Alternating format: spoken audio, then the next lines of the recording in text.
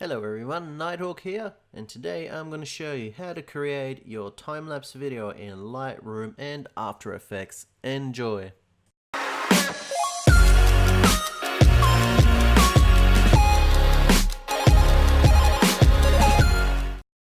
Alright, now I'm going to try to make this quick, and in the first bit of the video I'm just going to show you how to import your files into Lightroom, how to do some quick adjustments and export them into a JPEG file.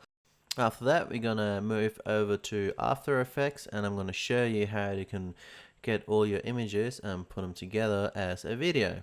So let's begin. Hello everybody, now I'm going to show you how to import your files into Lightroom. Now there's two quick ways to do it. Either you just go to your folder, you select all your files, and you can literally just drag it and drop it, and then the import begins, and you just select all your photos that you want. Or you can just click here on import. We want to go browse computer. Now in this window you want to locate your folder where you've saved all your photos in, your raw files from your camera, and you just want to select the folder, and it should open up the import window so we can move on to the next step. Now I have to mention I have already imported all my photos, so it's gonna just look slightly different. As you can see, it comes up with already imported, but what you want to do is just select all your files. Just press Ctrl A, and then you should have the number of files you got selected. It should show you up in the top right, and just press the import button. But if there are a few photos in there that aren't part of the time-lapse, all you can do is just select the ones that you need, and then again just go ahead and press import on the top right. So I'm just gonna quickly cancel out of this because I already have imported all my files, and now you should find all your pictures nicely organized in one of the folders. As you might have already noticed, I have already enhanced and edited my pictures, but I'm just going to quickly show you how to do this and how to edit the whole batch in a quick go, which will just save you a lot of playing around, trust me. Because you can edit single photos, but that's just going to take way too long. One of the most important things here is what you do is you want to select all of your pictures. Now the easiest way to do it is Ctrl A, and you'll see as soon as I select more than one photo, see what happens down here. You have the sync. Now what this means is I have the first picture selected. Now when I'm making any changes to this picture, it's gonna get synchronized to the other photos. Just to show you as an example, if I go and I'm gonna really turn this temperature down, you should be able. Now as you can see down the bottom here, all the other ones are synchronizing to your settings. Now we don't really want that, so we're just going to revert this with Ctrl Z. Now usually when I'm editing my photos, what I like to do is put my highlights down, open up my shadows. It just gives you this nice picture, but play with it.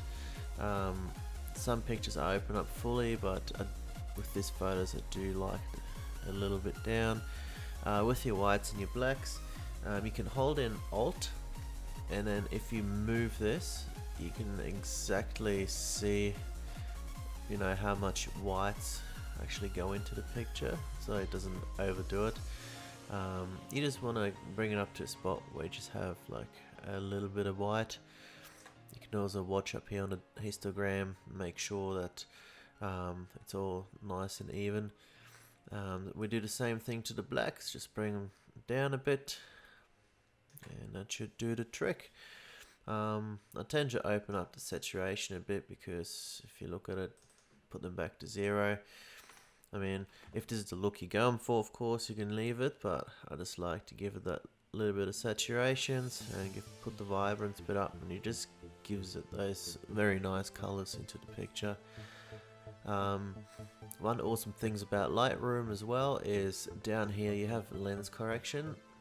As you can see, I've got the profile. Now this lens correction, the profile recognized what lens and what camera I'm using, so it automatically use the right settings for it. What happens, it just, as you can see, you know, the lenses, they do have a bit of a funny shape to the picture sometimes, so this will actually flatten the image out, which is awesome.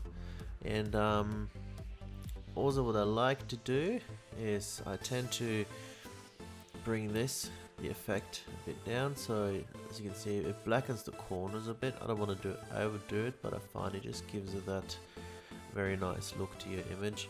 But yeah, just have a play around, adjust the images the way you want it. Now if you really wanted to, you can go and change all the different, like, individual pictures. I wouldn't recommend it, but I mean, if there is certain things in certain frames, certain light that you're not happy with, then by all means go change it around. Just try to keep a consistency so in the video it'll still, you know, looks nice and fluid. So yeah, now we're done with this part. So what we want to do now is we want to export all of these photos. Right click it, the first image, I'm going to go to export, export to hard drive. I want to have a specific folder, yes. Oops, sorry. So you can select where you want your picture. So we're just going to create a new folder here. Let's call it TL for time-lapse Tinaroo, and select this folder. Now you can rename it if you like to. You can use file names or whatnot, so I don't find it's very important for the time lapses, so I just use the file name, and it just gives you a few more settings. We're going to use JPEG. Don't want to resize, don't want to watermarks or anything, so I think I'm pretty happy with that. So I'm going to click export, and this should do the job for you. Now up here you can see the progress bar where you can see how far into the export it is. So hopefully this won't take too long. Alright, and now for your next step, we are going to move into After Effects. In here we're going to put all the frames together and create the actual video itself. Now to start with, you want to go to New Composition. In here we're just going to set some of the settings, what size and what frames we want the video to be running at. There's a few presets you can use. For this kind of video I like using 1080p at 24 frames per second, so I'm just going to leave it the way it is. But if you really wanted to, you can manually change all the heights, width and how many frames a second you like. I find 24 frames per second works pretty well, and I'm just gonna set the duration to 3 minutes, and that should give us some good settings to start with.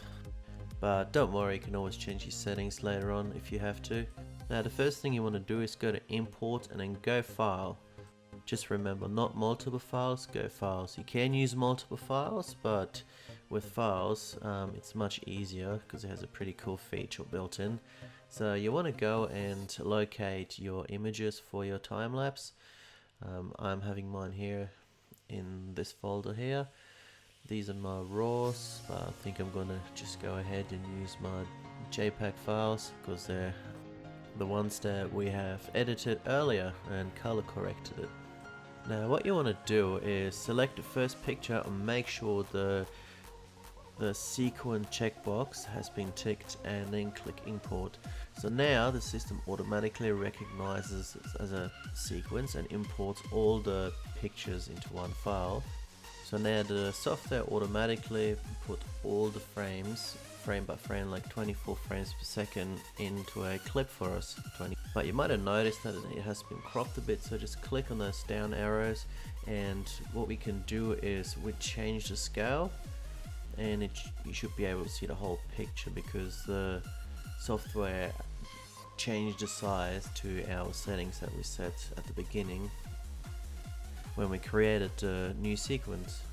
Now to make this a bit smoother, go ahead and click frame blending for all layers, and then just go ahead and click this box here, and this will make the video just a little bit more smooth. Now I could go ahead and do a live preview, but the computer actually has to cache the video first, and it's going to take too long, so I'm just going to go and start exporting. So go to composition and add to render queue. So now at the bottom we have the composition that we'd like to export. It gives you a few options. Select what file you'd like to export it to. I'm just going to leave it the way it is. I'm going to keep lossless. On the right here, if you click on this, we can give it a name and a location where we would like to save the video. I'm just going to call this itinerary and save. So now that we're all happy with the settings, we're just going to click export, and it should give you a loading bar. It shows you how it's rendering. This might take a while, so go ahead and grab a coffee and I'll meet you back here. Just joking, of course. I'm just going to skip ahead and I'm going to show you the end result. Enjoy.